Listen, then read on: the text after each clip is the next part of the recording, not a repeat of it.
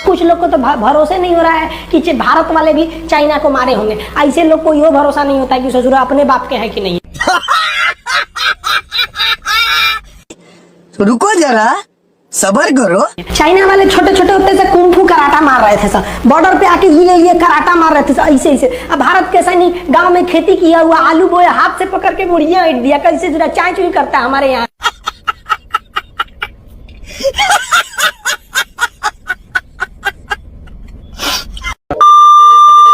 के लिए बेरोजगारी मुद्दा ही नहीं है। आइए मैडम, यहाँ पर ट्विटर आपको भूल गया क्या चलाना? ट्विटर मतलब मोबाइल चोरी हो गया है। दिलजीत पर ट्वीट होगा, किसान पर ट्वीट होगा, एक ट्वीट स्टूडेंट के लिए भी हो जाए। वो हम समझते हैं कि आप 12वीं फेल हैं। हम आप सब लड़का लड़की से कहना चाहेंगे कि अभी वक्त है, अभी सर झुका के पढ़ लीजिए। वादा है आपसे कि जिला में सबसे ऊंचा सर आपका होगा। लेकिन अगर अभी आप सोचिएगा आराम करने के लिए, पूरी जिंदगी आपको तकलीफ उठानी पड़ेगी। अगर आज आप किताबों के दीवाने हो गए ना, तो कल दुनिया आपकी दीवानी हो जाएगी। किसी ड्रीम गर्ल के लिए ना अपने माँ बाप के ड्रीम को कभी नहीं छोड़ना चाहिए। आप लोग जो सोचते हैं ना इधर उधर, वो खुशी तो आप लोगों ने कभी देखा ही नहीं। कोई स्टूडेंट अभी तक खुशी नहीं देखा। हम आपको व्यक्तिगत बताते हैं। देखिए, खुशी कब मिलेगी आपको? जिस दिन आपको जॉब मिलेगा ना, और जो पहली सैलरी मिलेगी वो भी नहीं खुशी है। जब आप अपनी पहली सैलरी ले जाके अपनी माँ के हाथों में देंगे ना, तो आपकी आंखों में आंसू होगा। आप याद करेंगे कि जिस माँ की उंगलियों को पकड़कर हमने चलना सीखा, आज उसको हमने अपनी पहली कमाई दिया है। और जब कमाने लगेंगे ना, तब समझ में आएगा कि लाखों रुपए की अहमियत कुछ नहीं है, वो 1 रुपए के आगे। जब माँ स्कूल जाते जगह मोदी जी क्या करते हैं, उस बहुत ध्यान रखते हैं इसका। जैसे पूर्वोत्तर भारत में जाते हैं तो वैसा पहनावा पहन लेते हैं, राजस्थान में जाते हैं तो पगड़ी पहन लेते हैं। आप इस चीज को बहुत बेहतरीन ढंग से देखे होंगे। शायद इसीलिए मोदी जी, बंगाल का चुनाव है तो रविन्द्रनाथ टैगोर की तरह दिखने के लिए शायद दाढ़ी रख रहे हैं। या हो सकता है कि क्रिश्चियंस के लिए सेंटा क्लॉज बनने जा रहे थे। इस सज्जन को क्या तकलीफ है भाई? क्या तकलीफ है इनको?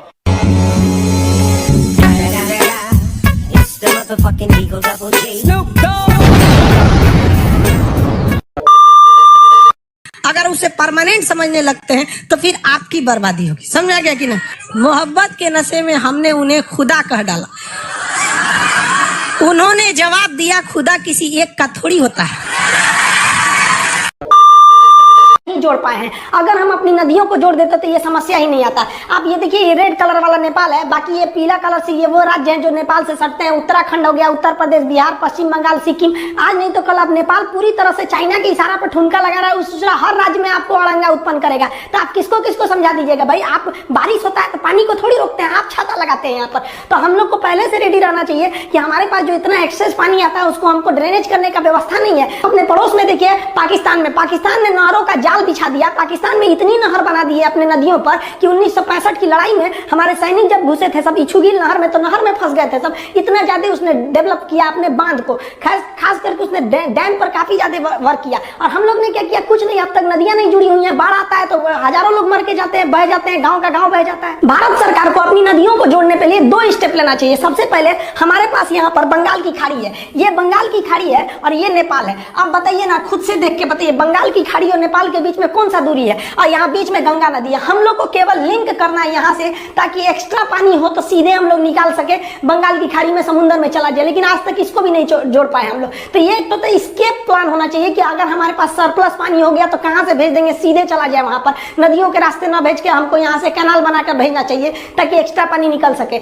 दूसरा कि हम लोग को अपनी नदियों को जोड़ देना चाहिए, प्रॉपर नदियों को। जैसे उत्तर भारत जो होता है ना, बाढ़ में डूब जाता है, जबकि आप दक्षिण भारत में देखिएगा, महाराष्ट्र के एरिया में तो किसान बेचारे सूखा पड़ने के कारण सुसाइड कर लेते हैं। तो यहाँ सूखा है, वहां पे पानी है। अगर हम लोग इसको जोड़ देते तो ऊपर भारत के नदियां जो हैं वो बाढ़ नहीं आती, वो बेचारे बाढ़ से नहीं मरते और ये सूखा से नहीं मरते। यहाँ पर इकोनॉमी बर्बाद हो जाती है, बाढ़ की वजह से कोई फैक्ट्री वगैरह नहीं लगती है, कोई फसल बर्बाद हो जाती है, और यहाँ की इकोनॉमी बर्बाद हो जाती है सूखा की वजह से। हम लोग इन दोनों समस्या को एक ही बार में सुधार सकते हैं, लेकिन आज तक क्या जुड़ पाया? नहीं जुड़ पाया। हमारे देश के अधिकारी लोग प्लान बना रहे हैं कि जेसीबी लगेगी खोदने में, 1 किलोमीटर खोदने में 18 लाख रुपया का खर्चा आएगा, काफी टाइम लगेगा। यहाँ से यहाँ तक नहरों को मिलाना है, इस नदी को उस नदी से। अरे भैया, आप डेटोनेटर लगा के उड़ा ना दीजिए। देखिए, हमारी सेना में जितने भी एक्सप्लोसिव होते हैं, बारूद होते हैं, विस्फोट करने के लिए हर चीज का एक्सपायरी डेट होता है। जैसे दवाओं का एक्सपायरी डेट होता है, बारूद बम का भी होता है कि भैया इस समय के बाद ये उतना अच्छा से काम नहीं करेगा। हमेशा हर साल कितने कौन पूछ रहा है लार में कौन सा इंजन पे? मतलब आपको अभी समझ नहीं आ रहा है बबुआ, यहाँ हम पढ़ाने के लिए बैठे हैं, पहले कंप्लीट कर लेना बबुआ। लार में कौन में पाया जाता है तो मतलब पागल मत किया कर बाबू। दांत पढ़ा रहे हैं, दांत पे रहो। लार में बोले टाइलिन इंजाइम पाया जाता है, पता है तुम लोग इतने पढ़े होगे। लार में 4 तरह का इंजाइम पाया जाता है, फेल होके चलाओगे एग्जाम में। यहाँ पे टाइलिन पाया जाता है, डाइस्टेज पाया जाता है, म्यूलिन पाया जाता है, लाइसोजाइम पाया जाता है। पागल हो क्या? अभी कोई पूछेगा पेट में क्या पाया, बेवकूफ कहीं का पे मुंह में तो पहुंचने दे दांत से।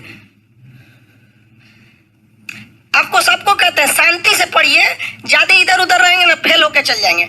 आप जितनी आपकी औकात है ना सवाल पूछने की, हम वहां से सवाल बताना चालू करते हैं। आप एक चीज का आप यही सुनना चाहते होंगे टाइलिन। अजंते जो पूछ रहा है ना उसको पता होगा टाइलिन, और उसको बता रहे क्या है, लूसेंट में लिखा हुआ है डाइजेस्टिव सिस्टम चैप्टर में। अरे हम लड़कों को ऑफलाइन पढ़ा के कितना लाख लड़कों को पढ़ा दिए, सब जानते हैं इन सब की मेंटलिटी। जो तनी से जान जाता है बड़ी कूदता है। तो देखो एक भी क्वेश्चन नहीं छूटेगा, पहले यहाँ समझते रहिए। दांत टॉपिक है तो दांत समझिए। जब लार पढ़ाएंगे ना लार ग्रंथि, तब लार का पूछेगा। उस समय पूछेंगे कि सर जी बवासीर कैसे हो जाता है, बकलोल कहीं का। ब्लॉक कर देंगे तो शांत हो जाएंगे। बायोलॉजी की क्लास में आप ज्योग्राफी की पीडीएफ की चर्चा कीजिएगा। मतलब जब पीडीएफ पढ़ाएंगे तो क्या उस समय सुसाइड करने वाले हैं आप? 20 बार समझा रहे हैं कि मत कर इसमें ज्योग्राफी का कमेंट, जो सब्जेक्ट है वही कर दो। बार बार इसको अपने आप को बहुत बड़ा होशियार समझे। ज्योग्राफी पढ़ाएंगे तो बोल देना उस समय क्या समस्या है। मिर्जापुर में जितनी गालियां बनी है ना सब ऐसे ही सबके लिए बनी हुई है। बेवकूफ को समझा थक गए एकदम। अरे भाई कहीं के पीडीएफ में एक जगह उसके ज्योग्राफी के पीडीएफ में किसी में फिगर ऊपर नीचे हो गया, वहां बता देंगे और फिगर यहाँ बना के दिखाई है। अरे कभी कभी इसमें भी दिक्कत हो जाता है आप अपने मटेरियल में, तो यहाँ इसीलिए तो लिख देते हैं। महाराज हमको भी राजा बनना है। आप तो बुढ़ौती में रिटायरमेंट ले लीजिए, इधर उधर खोज रहे हैं। अब ये दिक्कत में आ गया कौन, अजात शत्रु। तो इसको चढ़ा दिया सब, इसका सार और था, सब पत्नी थी, अगल बगल वाले कहते एक काम करना, ले भाला मार दे बाबूजी को। जाके मार दिया बाबूजी को। सचरा कहीं का ब्याह करता है बुढ़ौती में। तो इसे कुड़िक कहा जाता है। क्या कहा जाता है? कुड़िक। और पितरी हंता कहते हैं। क्या कहते हैं? पितरी हंता। क्या कहते हैं? हालांकि पूरे मिर्जापुर मूवी में सब ससुरे अयास थे, सब कालीन भैया को छोड़ के। तो इसका बेटा आया उदाइन, ये भाला मार दिया अपने बाबूजी को। ये मारा किसको? और इसको मार दिया उदाइन। कौन मार दिया? उदाइन। उदाइन ने किसको मार दिया? अजात शत्रु। काई शत्रु अपने बियाह शादी करेगा, अपने राजा बने, हमारा मन नहीं है, मार दिया यहाँ पे। और उदाइन जो था ये अपने बेटा से पूछता था, बेटा तुमको जब बियाह करना है तो तुरंत बोलना है।